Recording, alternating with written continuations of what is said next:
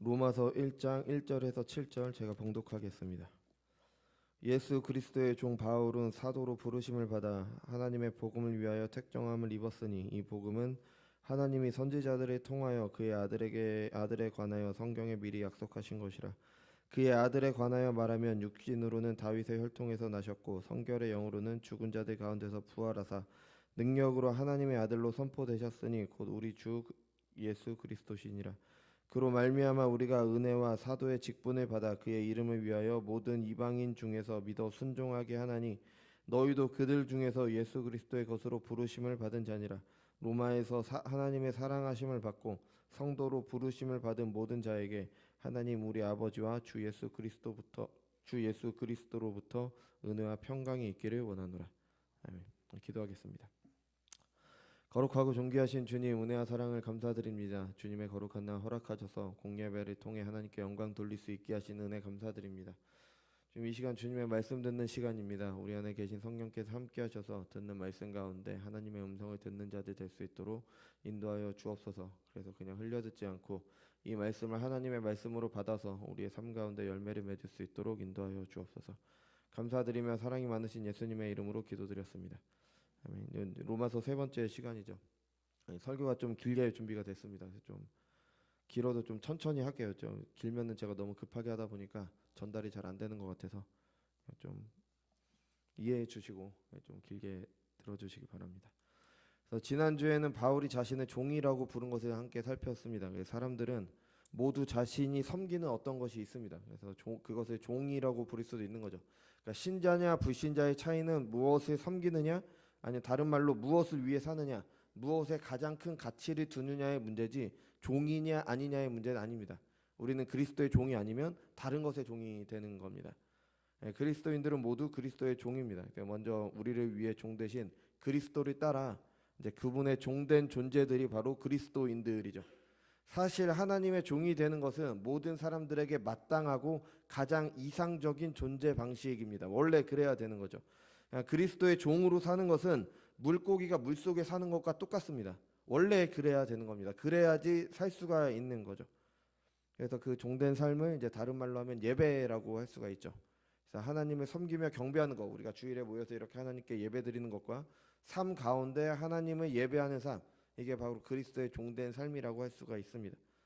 우리는 예배를 드릴 때 과연 어떤 생각으로 예배를 드리는지 한번 돌아볼 수 있을 것 같습니다. 그러니까 예배를 오실 때, 여러분 예배를 드리러 오실 때 어떤 마음으로 오십니까? 하나님을 종으로 섬기러 오십니까? 아니면 하나님의 섬김을 받기 위해 오십니까? 바빠 죽겠는데 예배 드리러 왔으니까 하나님께서 나에게 이 정도는 해주셔야지 라면서 섬김을 받으러 오시진 않습니까? 예배 순서를 맡으신 분들은 어떤 마음으로 그 순서들을 준비하고 계십니까? 형식은 중요하지 않다, 마음이 중요하지 않다. 마음이 없는 형식은 의미가 없습니다. 그죠? 그런데 형식에 마음을 담는 겁니다. 그죠? 하나님의 우리가 어떻게 섬길 때 형식에 마음을 담아요. 그래서 예전에도 말씀드렸는데 남자들이 예비군복을 입으면은 다 이상해지잖아요. 그죠? 그러니까 어떤 옷을 입느냐에 따라서 우리의 태도도 좀 변해요. 그래서 좀 갖춰 입으면 행동도 좀 더 조심하게 되죠. 그러니까 그런 것처럼 우리가 어떤 형식에 우리의 마음을 담는 겁니다. 그죠? 취업을 위해 면접을 본다고 한번 생각을 해보세요. 마음이 중요하니까 그 자리에 아무렇게나 하고 갑니까? 마음이 중요한데 왜 정장을 입고 가요? 마음이 중요한데. 아니면 마음이 중요하니까 막 늦어도 됩니까? 아니 난 이 회사에 취업하고 싶은 마음이 있으니까 시간 약속 따위는 좀 늦어도 상관없잖아요. 그죠? 늘 말씀드리지만 어쩔 수 없는 경우도 있어요. 정말 어쩔 수 없는 경우도 있습니다. 근데 그건 논외고요. 정말 그렇다면 만약에 어떤 사람이 맨날 면접에 갔는데 옷도 대충 입고 시간도 맨날 늦는다면 그 면접을 존중하지 않는 거죠. 그러니까 취업하는 마음이 없는 겁니다. 그죠? 그러면 취업을 못 하겠죠. 그죠? 우리가 이런 자리에 갈 때 면접이라든지 이런 자리에 갈 때 어떻게 합니까? 준비를 해서 마음에 이렇게 준비를 해서 이렇게 잘 가잖아요. 그죠? 항상 최소한 저 같은 경우에는 한 15분 20분 전에 가서 좀 뭐라 그럴까 좀 앉아서 이렇게 좀 마음이 안정이 돼야지, 그래야지 좀 면접도 잘 보고 내가 좀 그 장소에 익숙해져야지 뭔가 좀 되잖아요. 그죠? 이런 자리에 갈 때랑 예배를 드리러 올 때를 비교해 보십시오. 여러분 어떠십니까? 우리가 종으로 하나님을 섬기기 위해 예배의 자리에 온다고 할 수 있습니까? 아니면 주인으로 하나님의 섬김을 받기 위해 온다고 할 수 있습니까? 예배의 모습을 통해 우리가 하나님을 어떻게 생각하는지 알 수가 있어요.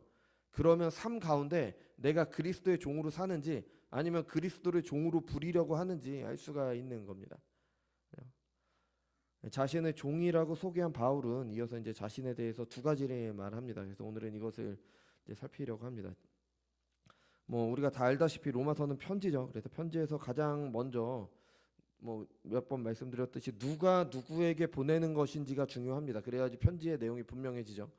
받는 사람이 나를 누구로 생각했으면 좋겠는지, 그리고 보내는 내가 당신을 어떻게 생각하고 있다. 이거가 분명해질 때 편지의 메시지가 분명해지는 겁니다. 그러니까 내가 친구 누구에게 보낸다 이러면은 친구한테 보내는 내용이니까 그게 분명해지죠.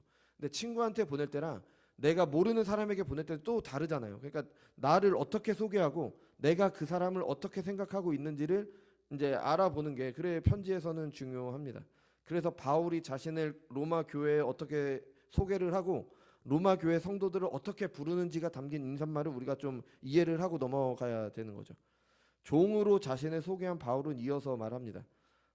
사도로 부르심을 받아 하나님의 복음을 위하여 택정함을 입었으니. 그러니까 바울은 자신을 사도로 얘기를 하고 있죠. 근데 어떻게 사도가 되냐? 부르심을 받아 택정함을 입었다. 그러니까 택정함을 입어서 부르심을 받아 내가 사도가 됐다. 이렇게 소개를 하고 있습니다.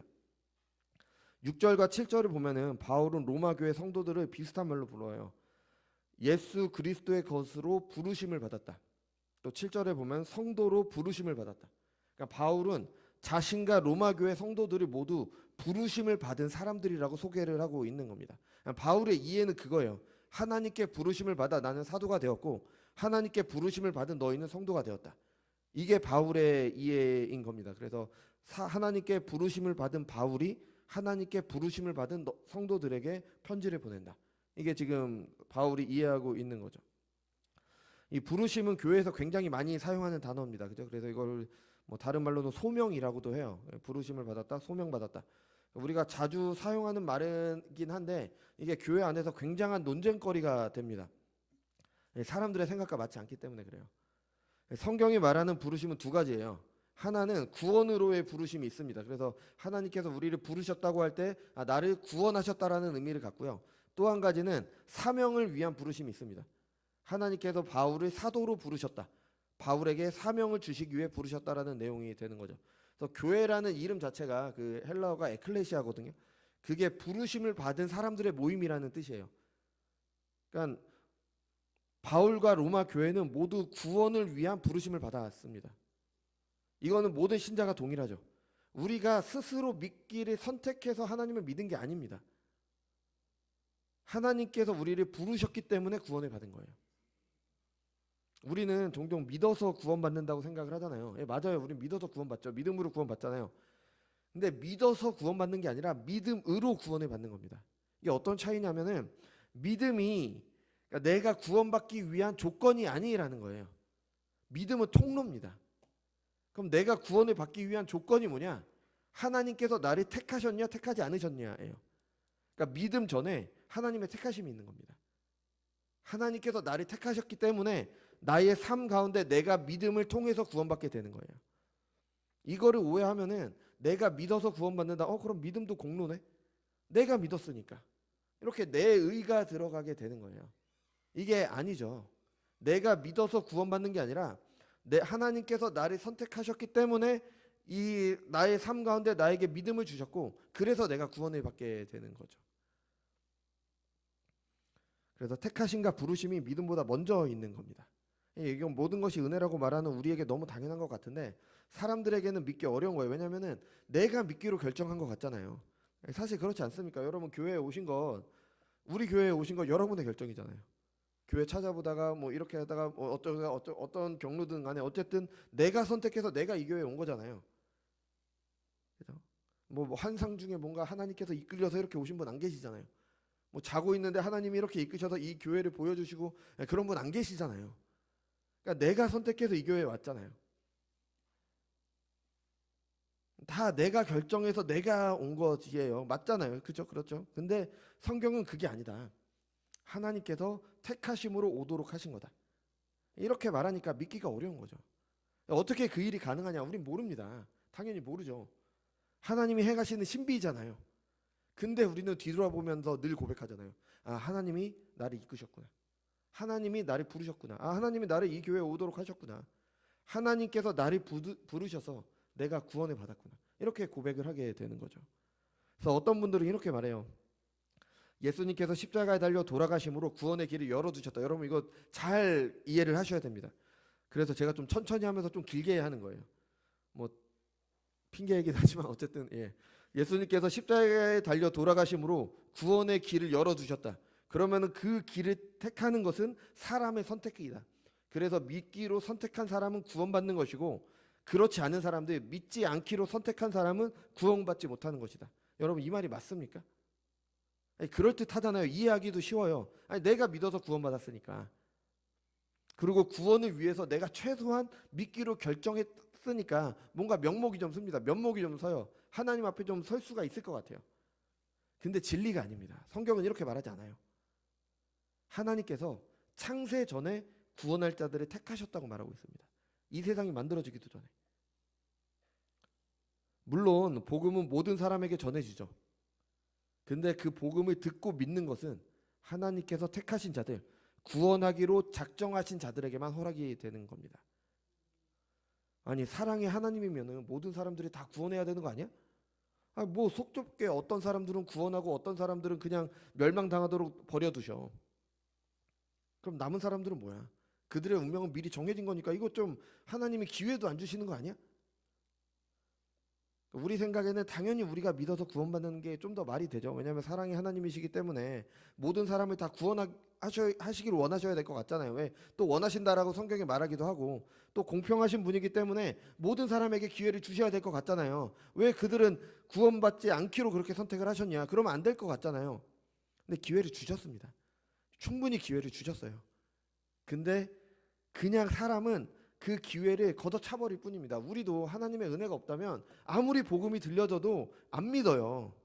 그냥 사람이 복음을 듣고 나서 아 내가 스스로 믿어야지 해서 믿는 사람이 없습니다. 성경은 사람이 복음을 믿는 것을 성령께서 예수님을 죽은 자들 가운데서 다시 살리신 것과 같은 능력을 발휘하셨다고 그렇게 말을 하는 겁니다. 그러니까 죽은 자들 가운데서 예수님을 다시 살리신 그 능력이 있어야지 사람이 복음을 믿게 되는 겁니다. 근데 우리가 스스로 그걸 믿을 수가 없는 거예요. 하나님은 충분히 공평한 기회를 주셨어요. 그럼 우리는 그 공평한 기회를 다 걷어차버리고 지옥으로 가는 게 마땅한 사람들인 겁니다. 근데 그 중에서 하나님께서 특별한 능력으로 택하신 자들을 구원을 하시는 겁니다. 또 하나님이 구원의 길을 열어두셨는데 사람들이 선택해서 구원을 받는다? 이거 하나님이 쩔쩔매면서 아, 그 사람이 구원은 받기로 선택하기를 기다리는 것밖에 안 되는 거예요. 아니 하나님이 어떤 분이십니까? 하나님이 누군가를 예를 들어 하나님이 저를 구원하시길 원하시는데 제가 믿기로 결정할 때까지 기다리시는 분이십니까? 아닙니다.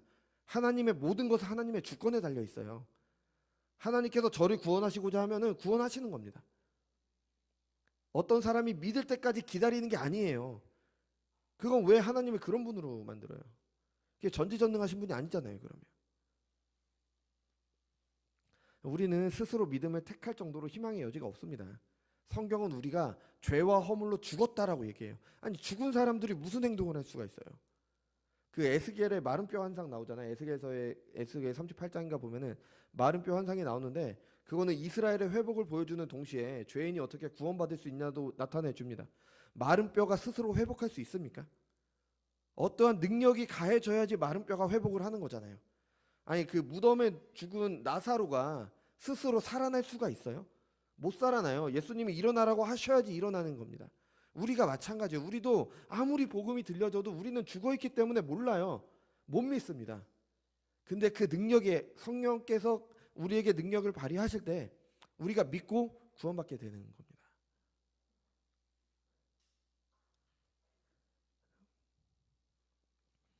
아니 그 하나님의 구원의 능력을 잊고도 그 출애굽하고 나서 이스라엘 백성들이 한 짓이 뭡니까? 아 계속 나는 애굽에 돌아가겠다. 난 애굽이 더 좋다. 하나님께 계속 거역한 게 이스라엘이잖아요. 이게 우리의 모습이에요. 우리도 구원받았으면서도 계속 하나님의 거역하잖아요. 그죠? 이런 우리가, 아니 그렇게 구원의 은혜를 입었으면서도 거역하는 우리가 스스로 구원을 택한다? 말도 안 되는 거죠. 저는 아무리 생각해도 불가능합니다. 성경은 분명히 말합니다. 하나님께서 구원하시고자 하는 자를 구원하십니다. 하나님께서 버리고자 하시는 자를 버리십니다. 왜 공평한 기회를 주시지 않느냐? 아까 말씀드렸듯이 이미 주신 겁니다. 이미 주셨고 우리는 모두 심판받아 죽는 것이 마땅한 겁니다. 모든 사람들을 심판하시는 것이 공정한 겁니다. 왜냐하면 모든 사람은 아담 안에서 죄를 지었기 때문에. 중립된 상태에 있다가 하나님은 택하신 자들은 구원을 받고 그렇지 않은 자들은 버림받아 그렇게 되는 게 아니라 그냥 두시면은 모두 죽어야 되는데, 모두 심판받아야 되는데 하나님께서 그 중에 일부를 구원하시는 겁니다. 그것도 하나님께서 대신 죄의 값을 치르심으로 그렇게 하시는 거죠. 물론 하나님은 모든 사람을 다 구원하실 수 있으십니다. 전지전능하신 분이시기 때문에. 근데 그렇게 하지 않으십니다. 왜 그렇게 하지 않으시냐? 정확한 거는 알 수 없습니다. 성경이 말하지 않으니까. 근데 한 가지 추측할 수 있는 일은 죄인들을 심판하심으로 하나님의 공의를 나타내시는 동시에 심판받는 자들 가운데서 택하신 자들을 구원하심으로 그의 사랑을 나타내시기 위함일 것 같습니다. 이게 십자가잖아요. 예수님의 십자가도 십자가에 달려 죽으신 예수님을 통해서 죄인들은 그 아들까지 죽여야 되는 그 죄를 말씀을 하시는 거잖아요. 하나님께서는 죄인들을 그냥 너 내 마음에 드니까 너 내가 용서해 줄게 이렇게 하지 않으십니다. 죄의 값을 치르셔요. 그의 아들까지 죽이심으로 죄의 값을 치르도록 하셨습니다. 하나님의 공의를 나타내셨죠. 근데 그 죄의 값을 사람이 아니라, 죄인이 아니라 예수님더러 치르도록 하셨습니다. 하나님의 아들더러 치르도록 하셨죠. 그래서 하나님의 사랑을 나타내는 겁니다. 그래서 십자가는 하나님의 공의와 하나님의 사랑을 동시에 우리에게 보여주고 있는 거죠. 이것과 마찬가지로 죄인 가운데 구원할 자들을 택하시고 버려질 자들을 그냥 내버려 두신 것도 이와 비슷하다고 볼 수가 있는 거죠. 하나님의 공의와 사랑을 동시에 보여주는 겁니다. 물론 그럼에도 하나님의 뜻을 다 알 수 없습니다. 그래서 함부로 하나님의 뜻을 안다고 말해서도 안 되는 겁니다. 근데 분명한 사실은 하나님께서 그의 뜻대로 구원할 자들을 택하시고 부르셨다는 겁니다. 분명히 말을 하고 있기 때문에 주도권이 우리에게 있지 않고 하나님께 있습니다. 하나님이 우리의 주인이시지 우리가 하나님의 주인이 아닌 겁니다. 어떤 분들은 예를 들어서 이제 제가 앞으로 예수님을 잘 믿게 될 것을 하나님께서 미리 아시고 제가 태어나기 전에 선택하셨다 이렇게 하는데 이것도 그럴듯하지만 이것도 아닙니다. 왜냐하면 제가 앞으로 믿게 되는 그 행동이 하나님의 선택에 영향을 준 게 되는 거잖아요. 그죠? 내가 만약에 믿지 않기로 했으면 하나님은 저를 택하지 않으실 거고 내가 앞으로 믿으면 하나님께서 택하시는 거잖아요. 그러니까 저의 행동이 하나님의 선택에 영향을 주는 게 되잖아요. 이게 아닌 겁니다. 하나님의 주권적이라는 말은 뭐냐면은 하나님께서는 모든 것에서 자유로우십니다. 하나님께서 어떤 행동을 하시고 어떤 선택을 하신다? 그거는 오로지 하나님의 기쁘신 뜻에 따라서 된 것이지 그 어떤 것도 하나님께 영향을 주지 않습니다. 이게 하나님이십니다. 이게 하나님. 그래서 우리는 이런 하나님을 믿기 때문에 우리의 구원이 오직 하나님께 달렸고 하나님께서 택하시고 부르심으로 우리를 구원하셨다는 걸 믿고 고백하게 되는 거죠. 이 구원에 대한 하나님의 주권은 우리가 태어나는 것과 연결지어서 생각할 수가 있어요. 우리가 구원받았다는 걸 다른 말로 뭐라고 하죠? 거듭남이라고 하잖아요. 거듭남, 다시 태어났다. 그러니까 태어난 것과 다시 태어난 것은 비슷한 겁니다. 또 사도 바울은 신자들이 구원을 재창조로 이해를 합니다. 그런즉 누구든지 그리스도 안에 있으면 새로운 피조물이라 이전 것은 지나갔으니 보라 새 것이 되었더라. 새로운 피조물을 이거를 헬라어를 보면은 새롭게 창조된 것이라는 뜻이에요. 그러니까 새롭게 창조된 존재, 그게 바로 신자들인 거죠. 그러니까 다시 태어난 겁니다. 여러분 우리 태어날 때를 생각해 보세요. 우리가 선택한 것이 있습니까? 내가 태어나는 나라, 나의 부모님, 내가 태어나는 도시, 뭐 하나 선택한 게 있습니까? 나의 외모, 나의 적성, 나의 성격, 그 어떤 것도 내가 선택한 것이 없습니다. 오직 하나님의 주권이었습니다. 우리의 믿음은 우리의 하나님께서 우리가 하나님의 자녀로 살아가기 가장 적합한 환경과 모습으로 우리를 태어나게 하셨다라는 믿음의 고백을 하는 거지 우리가 택한 건 아무것도 없는 겁니다. 그래서 신자들은 환경이 어떻다, 외모가 어떻다, 타고난 뭐가 어떻다 하지 않습니다. 전지전능하시고 나를 사랑하시는 하나님께서 허락하신 나의 탄생임을 믿고 고백하며 그 안에서 하나님께 영광 돌리는 삶을 살아가는 겁니다. 최선을 다해서. 뭐 금수저니 흙수저니 말하는 거 세상이 그만큼 힘들다는 거잖아요. 근데 그런 말 하는 것도 이해가 됩니다. 근데 신자들은 그런 말 하지 않습니다. 물론 그러니까 흙수저로 태어나신 분들은 힘드시겠죠. 당연히 어렵습니다. 조금 더 어렵죠. 근데 하나님께서 허락하신 겁니다. 하나님이 세상보다 크십니다. 하나님이 나의 환경보다 크세요. 그게 우리가 믿는 거잖아요.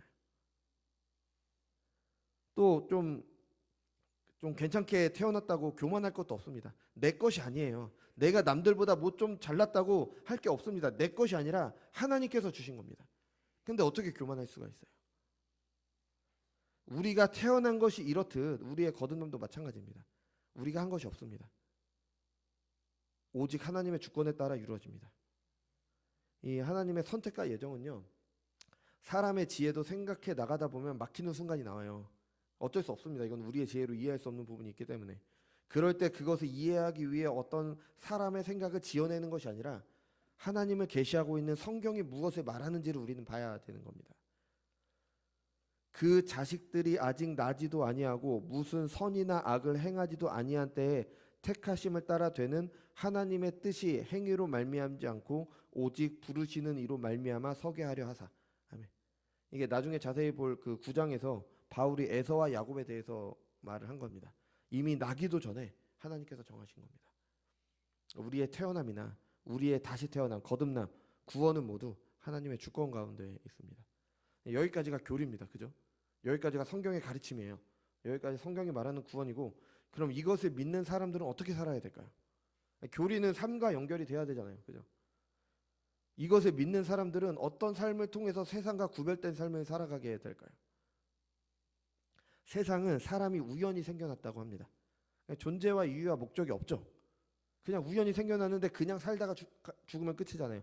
그러니까 지금이 중요한 겁니다. 지금 내가 존재하는 것이 중요하다. 그 존재하는 것 자체가 중요하지 왜 존재하는지, 무엇을 위해 존재하는지는 중요하지 않다라고 이야기를 합니다. 이건 어떤 철학자가 좀 그 말로 실존의 본질을 우선한다라는 그렇게 얘기를 해요. 그러니까 내가 지금 여기에 살고 있다라는 것 자체가 내가 여기에 왜 살아야 되는지보다 중요하다는 겁니다. 현재가 중요하다. 현재가 중요하다. 현재 내가 즐기는 게 중요하다. 현재 내가 어떻게 사는지가 중요하다. 왜 사는지, 내가 왜 살아야 되는지는 중요하지 않다. 요 얘기를 하고 있는 겁니다. 근데 우리는 아니죠. 하나님께서 주권으로 우리를 창조하셨습니다. 하나님께서 그의 주권으로 우리를 구원하셨습니다. 그럼 당연히 이유와 목적이 있는 겁니다. 내가 이 땅에 태어난 이유와 목적이 있고, 내가 구원받은 신자로 살아가기 위한 이유와 목적이 있는 겁니다. 이게 신자와 불신자의 결정적인 차이예요. 그래서 구별된 삶을 살게 되는 거죠. 여러분, 하나님께서 사람을 창조하신 이유가 뭐죠? 우리 다 알잖아요. 하나님께서 만드신 세상을 다스리는 통치자, 하나님을 대신하여 다스릴 대리 통치자로 만드셨습니다. 하나님이 이르시되 우리의 형상을 따라 우리의 모양대로 우리가 사람을 만들고 그들로 바다의 물고기와 하늘의 새와 가축과 온 땅과 땅에 기는 모든 것을 다스리게 하자 하시고, 하나님이 자기 형상 곧 하나님의 형상대로 사람을 창조하시되 남자와 여자를 창조하시고, 하나님이 그들에게 복을 주시며 하나님이 그들에게 이르시되 생육하고 번성하여 땅에 충만하라, 땅을 정복하라, 바다의 물고기와 하늘의 새와 땅에 움직이는 모든 생물을 다스리라 하시니라. 아멘. 하나님의 형상대로 지으심을 받은 사람들은 하나님의 뜻에 따라 하나님께 순종함으로 하나님의 다스림으로 온 세상으로 다스려야 했던 거죠. 그래서 하나님께서 창조하신 이 세상 가운데 하나님의 영광이 가득하며 모든 피조물들이 하나님께서 창조하신 각각의 모양대로 하나님께 영광을 돌려야 했습니다. 산은 산 모습 그대로 하나님께 영광 돌려야 됐고요. 바다는 바다 모습 그대로 하나님께 영광 돌리는 겁니다. 시편 18편이 그렇게 찬양을 하잖아요. 시편 19편이요. 하늘이 하나님을 찬양하고 땅이 하나님을 찬양한다. 하나님께서 창조하신 모습 그대로. 식물과 동물들도 마찬가지죠. 그렇게 되도록 세상을 다스리는 게 우리의 역할입니다. 근데 사람은 좀 달라요. 사람은 하나님의 형상대로 지으심을 받았잖아요. 하나님의 형상대로 지으심을 받았다는 거는 하나님의 형상을 신학자들은 지정, 의로 나눠서 설명을 해요. 근데 한마디로 하자면 하나님과 인격적인 교제가 가능한 겁니다. 하나님에 대해서 알고 하나님을 사랑하고 하나님의 뜻대로 행하는 것, 이게 하나님의 형상대로 지으심을 받은 우리가 할 수 있는 거예요. 사자는 자기보다 약한 짐승을 잡아먹어도 그게 죄가 되지 않아요. 왜냐하면 그건 본성이니까. 하나님께서 그렇게 만드셨으니까요. 근데 사람은 약한 사람을 괴롭히면 안 되는 겁니다. 왜냐하면 하나님께서 하나님의 뜻을 우리에게 알리셨잖아요. 약한 사람을 괴롭히지 말고 돌봐야 된다. 알리셨으니까 우리가 그걸 알고 그것을 사랑하고 그 뜻대로 행해야 되는 거기 때문에. 그러니까 사람은 동물과 다릅니다. 그 어떤 것과도 달라요. 그래서 하나님과 교제한다는 것이 뭐 친구와 만나서 수다 떨거나 여가를 보내거나 이런 의미가 아니라 하나님의 뜻을 알고 하나님을 사랑하고 하나님의 그 뜻을 행하는 게 하나님과 교제해야 하는 겁니다. 이게 가능한 것이 바로 하나님의 형상대로 지으심을 받은 사람이고요. 그런 사람을 통해서 이 세상을 하나님의 뜻대로 다스려 가시는 게 하나님께서 우리를 창조하신 이유인 겁니다. 우리가 살아가야 되는 이유가 분명히 있는 겁니다. 이 세상에서 만들어진 것 중에 목적이 없는 게 없습니다. 어떤 물건을 만들든지 목적이 있잖아요. 물론 사람들이 만든 것은 의도와 다르게 사용되는 게 있죠. 뭐 코카콜라 같은 경우에는 처음에 약으로 만들었는데 그게 뭐 잘못해서 우리가 음료수로 그렇게 먹잖아요. 그죠? 그러니까 이런 경우가 있지만 사람은 완전하지 않기 때문에 그 원래 목적대로 그렇게 사용되지 않을 수도 있지만 분명한 것은 만들어진 모든 것은 이유와 목적이 있다는 겁니다. 아니, 마이크 왜 만들어졌어요? 큰 소리 내라고 만들어졌잖아요. 이유와 목적이 있어요. 당연히 하나님께서 창조하신 세상도 마찬가지인 겁니다. 창세기 1장에서 하나님께서 창조하신 것 가운데 핵심이 사람입니다. 그럼 사람도 당연히 이유와 목적을 가지고 창조하신 겁니다. 사람은 연약하기 때문에 그가 만든 것이 처음 의도와 다르게 사용될 수 있지만 하나님은 아니십니다. 처음 정하신 목적과 의도에서 조금도 달라지지 않습니다. 하나님께서 사람을 창조하셨다는 것은 그 사람을 통해 하시고자 하는 일이 있다는 의미입니다. 사람은 우연히 태어났다가 의미 없이 사는 존재가 아니에요. 물론 우리 자신을 보면 우주의 먼지와 같죠. 아무것도 아니잖아요. 근데 하나님께서 우리를 통해 하시고자 하는 일이 있기 때문에 우리를 창조하신 겁니다. 분명한 하나님의 계획에 따라 분명한 목적을 가지고 창조된 거죠. 하나님께서 원하시는 일, 그 사람을 통해 하시고자 하는 일이 그 하는 것이 사람이 태어나서 살아가는 이유인 겁니다. 그러니까 우리가 어떠한 환경에서 태어났던 간에 하나님께서 우리를 향한 하나님의 뜻이 있는 겁니다. 내 모습이 아무리 초라하더라도 하나님께서 나를 통해 하나님께서 하시고자 하는 뜻이 있는 거예요. 제가 그 학창 시절에 많은 찬양을 들었었는데 제가 그 중에서 가장 기억에 남는 찬양은 똑바로 보고 싶어요라는 찬양이 있습니다. 그죠? 또 어떤 장애를 가지신 분이 만든 찬양인데 그런 장애를 가진 그 모습도 하나님께서 당연히 원망스럽죠. 왜 나를 이런 모습으로 만드셨냐. 근데 그 모습을 가지고서도 하나님께 영광 돌리게 할 일이 있는 겁니다. 그러니까 필요하니까 하나님께서 창조를 하신 겁니다. 그 모습을 통해서도 하나님께 영광 돌릴 수가 있는 거예요. 재창조라고 할 수 있는 구원은 어떨까요? 창세전에 우리를 택하시고 부르셔서 구원하신 것에도 이유와 목적이 있는 겁니다. 우리는 신자들은 단순히 죄사함의 은혜만을 입는 게 아닙니다.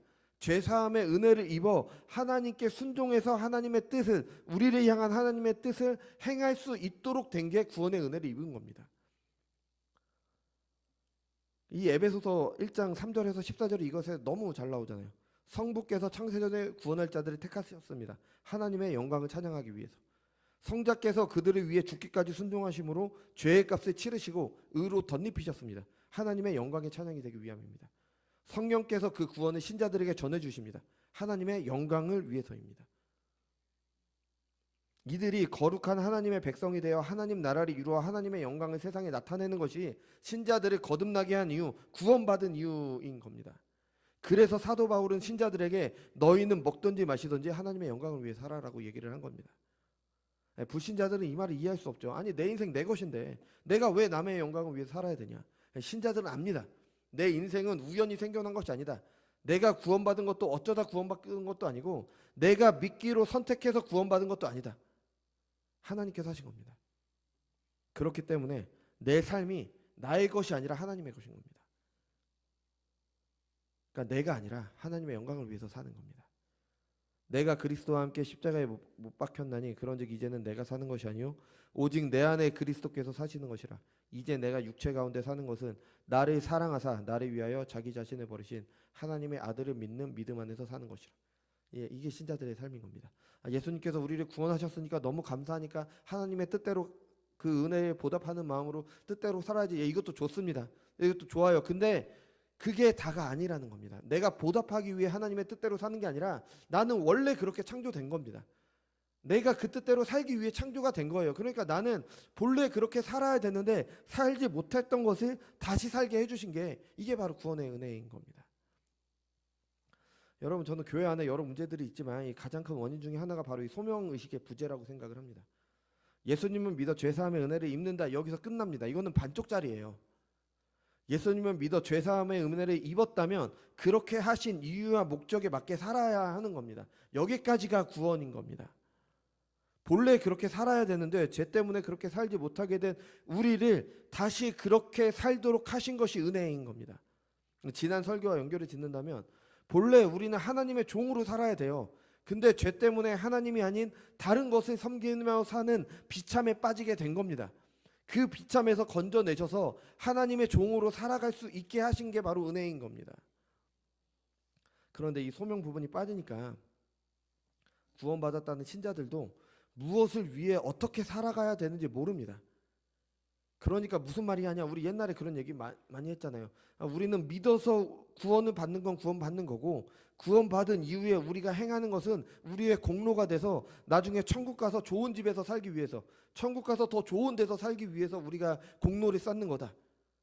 그래서 똑같이 구원은 받는데 순종하지 못한 사람은 뭐 개털 모자 쓰고 순종 잘한 사람은 황금 모자 쓴다, 뭐 이런 얘기 하잖아요. 그러니까 이게 말도 안 되는 거죠. 그죠? 그러니까 이런 소명 부분이 빠지니까 세상 사람들과 똑같이 살아갈 수밖에 없어요. 내가 어떻게 살아가야 되는지 모르니까 똑같이 세상의 것을 위해 똑같은 방식으로 살아갑니다. 삶의 이유와 목적을 알지 못하기 때문에. 그러니까 교회가 세상과 똑같다, 아니 세상보다 더하다, 이런 말이 나오는 겁니다. 똑같이 돈이 목적이니까 그 돈을 위해서도 교회 안에서 무슨 일을 하는 거죠. 어떤 분들은 교회에 잘 다니다가 왜 어떻게 저럴 수가 있냐라는 이상한 행동을 할 때도 있어요. 그분이 왜 그러시냐? 삶의 이유와 목적을 못 잡았기 때문에 그래요. 내가 구원은 받았는데 어떻게 살아가야 되는지 모르니까 세상과 똑같이 살아가는 겁니다. 그래서 어느 목사님께서는 이렇게 비유를 하셨어요. 배의 목적지가 정확하다면 풍랑을 만나도 똑바로 간다. 배가 흔들리는 거, 다른 길로 가는 거는 목적지가 없기 때문이다. 우리가 신자로 구원을 받았다면은, 그래서 우리의 삶과 이유의 목적이 하나님께 영광 돌리는 그 삶이라면은 우리는 흔들리더라도, 흔들리죠. 당연히 흔들립니다. 근데 그 방향으로 가요. 근데 목적지가 없기 때문에 다른 길로 가게 되는 거죠. 여러분, 우리는 하나님의 주권을 믿고 인정하는 사람들이잖아요. 창세전에 우리를 택하셔서 구원하셨음을 믿습니다. 이것을 믿는 신자의 삶은 부르신 이유와 목적에 맞는 삶을 살아야 되는 겁니다. 바울은 이방인들에게 복음을 전하는 사도로 부르심을 받았잖아요. 그래서 이방인들에게 복음의 빚진 자로 살았어요. 마치 갚아야 될 빚이 있는 것처럼 그렇게 복음을 전했습니다. 왜냐하면 그렇게 부르심을 받았으니까, 그 삶을 위해서 부르심을 받았으니까. 우리도 구원받은 신자라면 부르심에 맞는 삶을 살아야 되는 겁니다. 구원을 위해 우리를 부르셨다면 그것과 연결지어서 우리에게 맡기신 사명이 분명히 있는 겁니다. 물론 하나님께서는 그가 원하신 일을 하나님께서 직접 하실 수가 있어요. 아니, 사도 바울 필요 없이 하나님께서 복음을 이방인들에게 직접 전하실 수가 없으셨겠습니까? 당연히 전하실 수가 있죠. 근데 사람을 통해 그것을 이루십니다. 하나님께서 집을 짓기를 원하세요. 그럼 하나님께서 집을 못 지으시겠어요? 그냥 생겨나라 그러면 생겨나겠죠.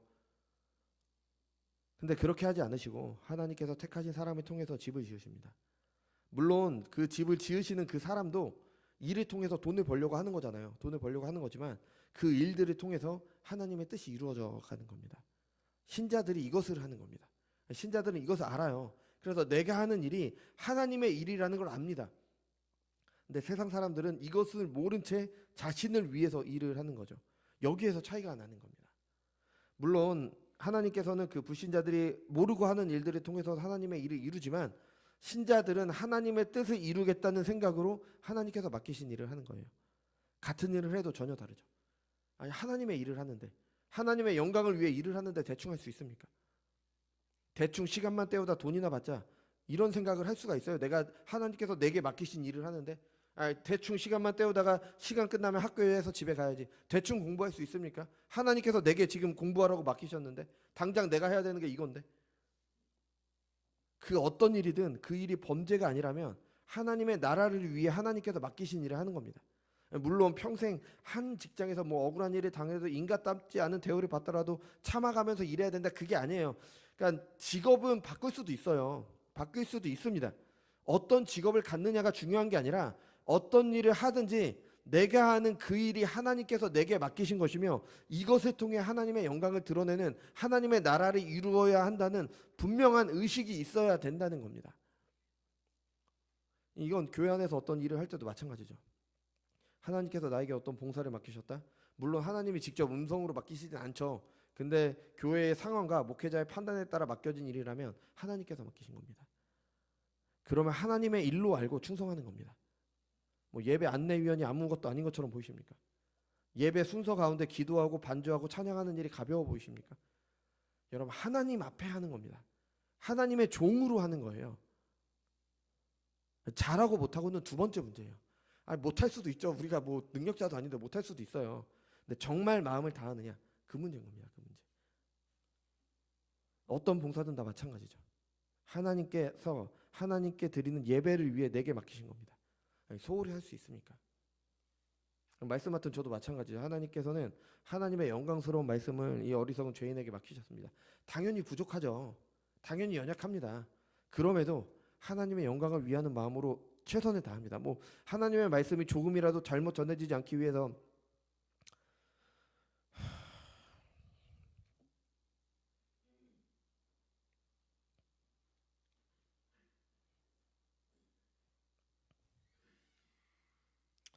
하나님의 말씀을 조금이라도 잘못 전하지 않기 위해 전전긍긍하고요. 정확하게 전하기 위해서 노력하는 겁니다.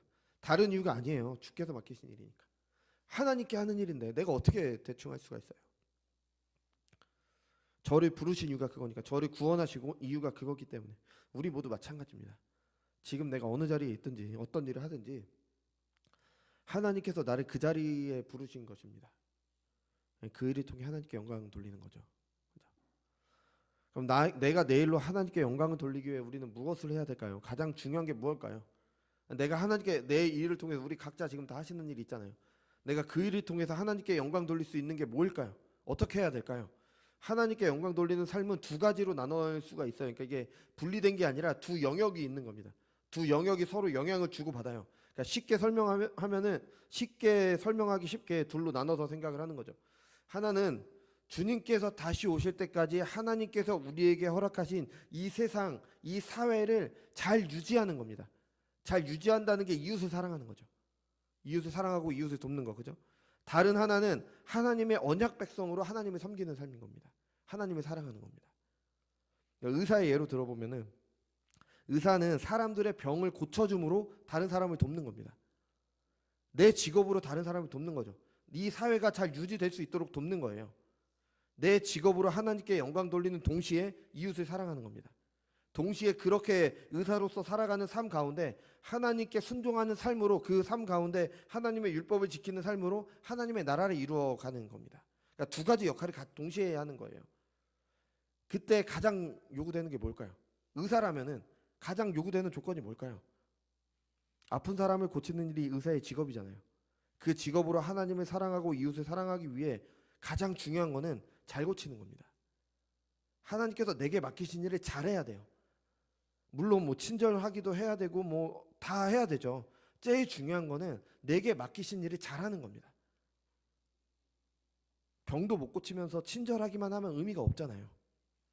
의사가 병도 못 고치면서 교회에 열심히 나간다, 기도를 많이 한다, 하나님의 영광을 가리는 겁니다.